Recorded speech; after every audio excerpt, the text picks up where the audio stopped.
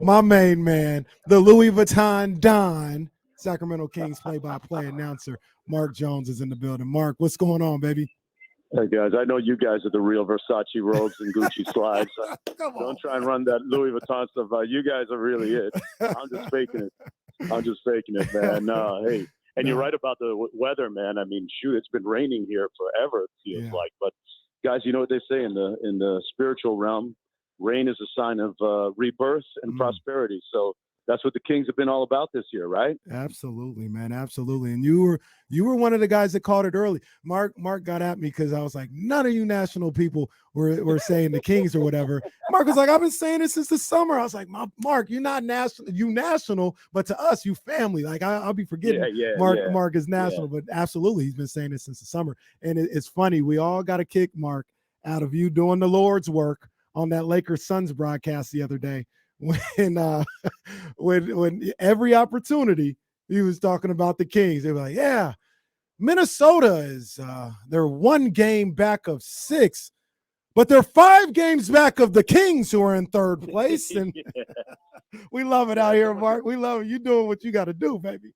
Yeah. Somebody's got to give them a little perspective, because it's funny how still, I feel like a lot of people are still late to the party on Sacramento, and I'm still hopeful that by the end of the season, there might be some kind of flex in the schedule to get the Kings on ESPN at one point. But, at this point, it's pretty obvious that, you talk about Mike Brown as a coach of the year, the leading candidate, I think, even though, Joe Mazzulla and, guys have done good jobs across the league. But, Fox and Sabonis for all NBA. And, I brought it up with Mark Jackson on our game on Wednesday night against the Lakers and Suns.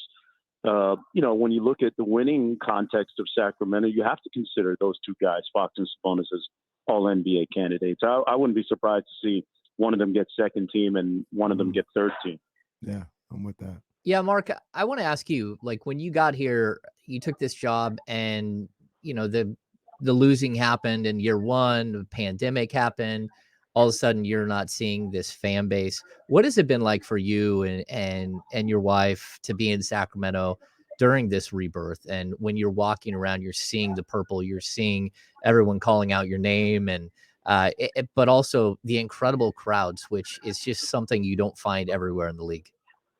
Listen, I am, and I was a Miami Heat season ticket holder for like 20 years, right? And when the Heat weren't winning, everybody was over on Ocean Drive at the beach, and you would have, 14, 15,000. Last year, during a meaningless Kings game here at Golden One Center in March, when we were well out of the race, I turned around during a commercial and said to Katie, what's going on here? There's like 17,000 people here. What is going on? Are they going to throw us in the playoffs just because the fans are fantastic? Like nothing I've seen or experienced. I mean, I always knew about how passionate they were before I got here, but over the last 2.5 seasons, it's unrivaled. And I'll give you a real life story just a moment ago. Okay, so I'm gonna make a real life confession here on some personal. We like that. We do that, confessions. And some self care. I'm in getting a mani and pedi downtown here, just off Capitol, right? Amen. Yeah, do your thing, Mark. Do your thing. I'm getting out of the chair. This woman says, "Mark Jones, I can't wait for the game tonight. My husband found out you were getting a pedi, and he's on his way over here to say hi to you." I'm like, "Oh boy." I'm glad my feet look good now, because those dogs were pretty ugly before, I need to be in the chair next, to be honest with you, Mark. I need to get in the chair next. Yeah, we should do a podcast from the from the chair, man. Yeah, from just the getting it Manny done. chair. Yeah. Absolutely. I'm in. Hey, Mark Jones, play-by-play announcer for the Kings and for the NBA. I mean, you're going to see a lot of Mark in the playoffs because the Kings are in the playoffs, but you're just going to see him everywhere because this is his time of year with the NBA playoffs coming up. Mark, I want to go back real quick because I got Mark Jones's number. I text him time, but he's a busy man. He got a lot of things going on. I try not to bug him.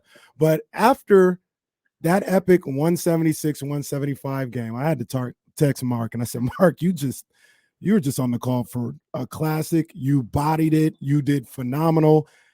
Tell me about, you've called a lot of games, NBA finals games, NBA playoff games, college football games, all this other stuff. Was that for it being a regular season game, was that one of the greatest games you've ever been on the call for? And what was it like Top just 5. on it for that? Top 5, easily top 5, guys. That's right up there with an NBA Finals game that I called last year, right up there with Steph Curry's career high at the time, 54-point game at Madison Square Garden. I mean, the shot making in that game was phenomenal. And, I remember Malik's 45. And the one play that will always stick out in my mind from that game was De'Aaron Fox taking PG-13's cornbread and laying the ball in. And I was thinking, oh, he's going to slam it home, but he just laid it in very slowly. And then when he was running back up court, I noticed he didn't have a shoe on. Like, it was such a bizarre night. I'm like, oh my God, Katie, he just did that on a flat tire.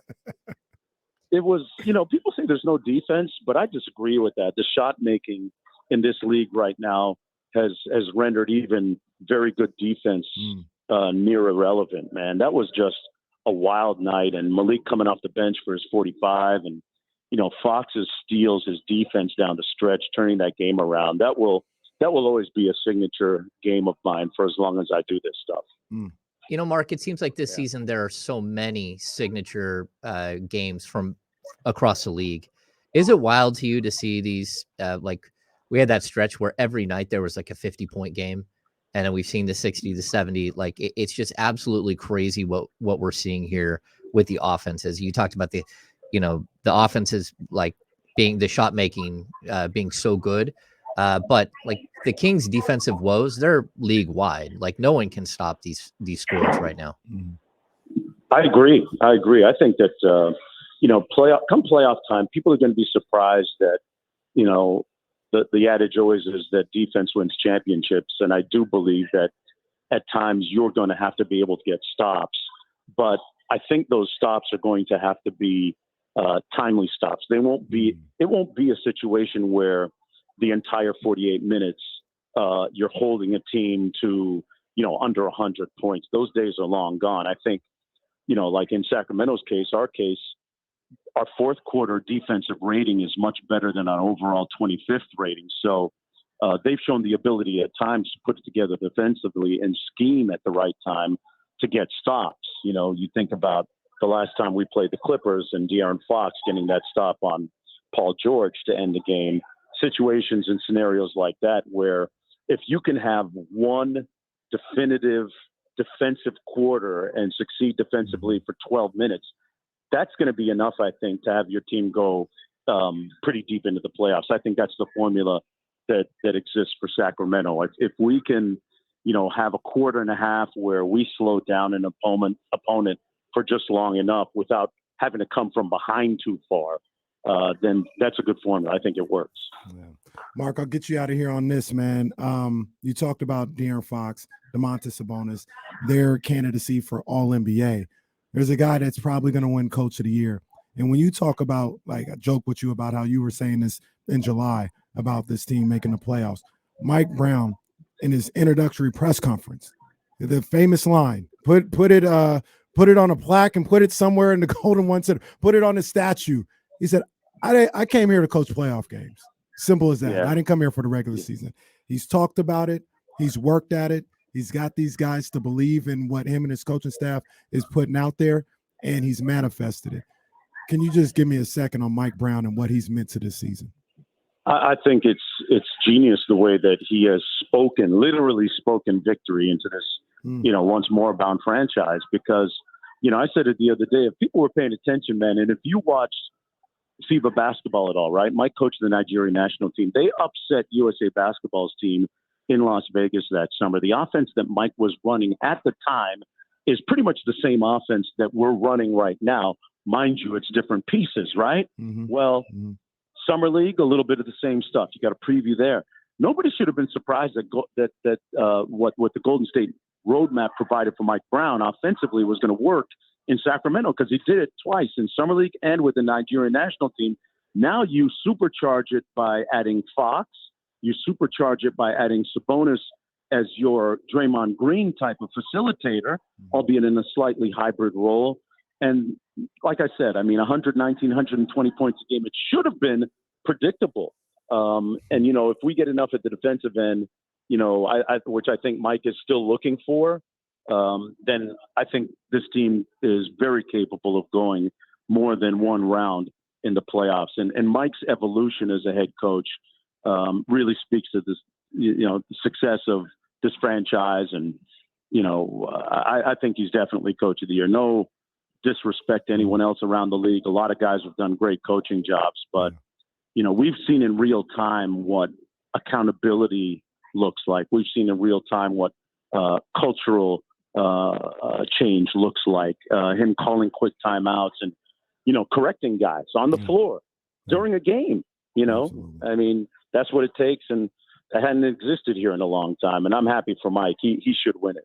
Absolutely. The Louis Vuitton Don. Hey, listen, I always say trust the coach that irons his own shirts before games. There you go. I like that for sure, man. I know. Hey, look, well, I know Mark Jones doesn't iron his own shirts, man. It's a Louis Vuitton Don. Mark, next time I'm at the game, man, let the security know I'm okay so I can come say what's up to you, man. Like, you got like three. It's like Floyd Mayweather's security team, man. You got like three guys out there. I just try to get in where I fit in, man. My guys are a little smaller, man, but they're not that big. But yeah. Thanks for having me, guys. You did a great job all year long. We can't wait to hear you in the playoffs, and appreciate you giving us a couple minutes, man. Get back to that Manny Patty, big dog.